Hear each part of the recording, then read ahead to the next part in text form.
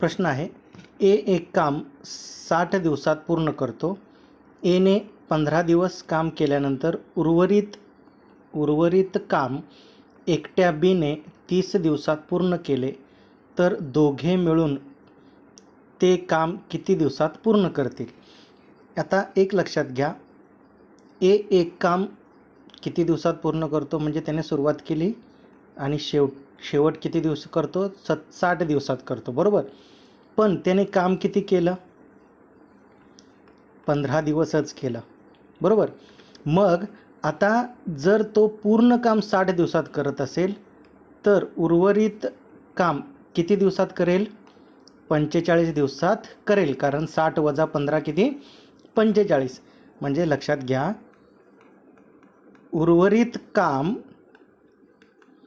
ए किती दिवसात करेल? 45 दिवसात. आणि तेच उर्वरित काम बी किती दिवसात करतो? 30 दिवसात. या दोन्हीचा लसावी किती आला? 90. आणि 90 भागिले 45 2 आणि 90 भागिले 30 3. हा काय आहे? वेळ. हा आहे काम आणि हा आहे वेग. पण हे काम काय आहे?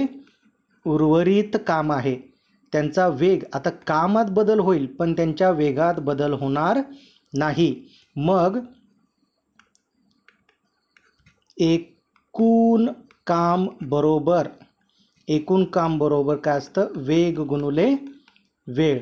एकूण काम करायला एचा वेग किती? 2 आहे आणि त्याला वेळ किती लागतो? 60. म्हणजे किती? एकूण काम किती आलं? 120.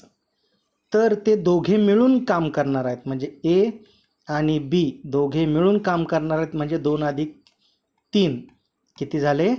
5. मग वेळ बरोबर काम किती आहे? 120 भागिले 5 म्हणजेच किती झाले? 24. ते दोघं मिळून किती दिवसात काम करतील? 24 दिवसात